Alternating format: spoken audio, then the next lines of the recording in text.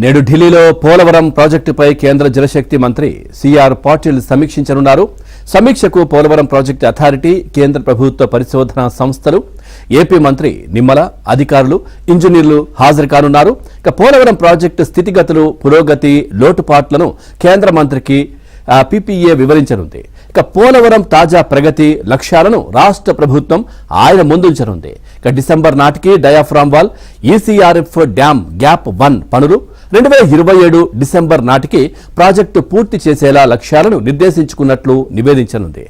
ఇప్పటికే ప్రతి 3 నెలలకు పోలవరం ప్రాజెక్టు ప్రగతి వివరాలను మంత్రి నిమ్మల నేరుగా జలశక్తి మంత్రి సిఆర్ పాటిల్ కు పంపుతున్నారు.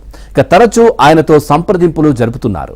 ప్రతి సమావేశంలోనూ ఆయన్ను పోలవరం ప్రాజెక్టు సందర్శనకు ఆహ్వానిస్తున్నారు.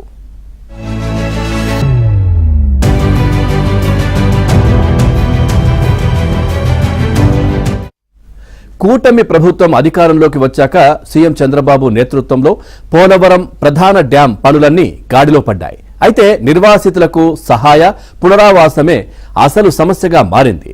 ప్రాజెక్టు తొలి దశలో 41.15 మీటర్ల కాంటూరు దాకా నిధులు ఇచ్చేందుకు కేంద్రం సంసిద్ధత వ్యక్తం చేసింది. అయితే ప్రాజెక్టులో గరిష్టంగా 45.72 మీటర్ల కాంటూరులో 194.6 టీఎంసీల నీటిని నిల్వ చేయాలంటే భూసేకరణ, సహాయ పునరావాస కార్యక్రమాలకు నిధుల సమస్య తలెత్తుతోంది.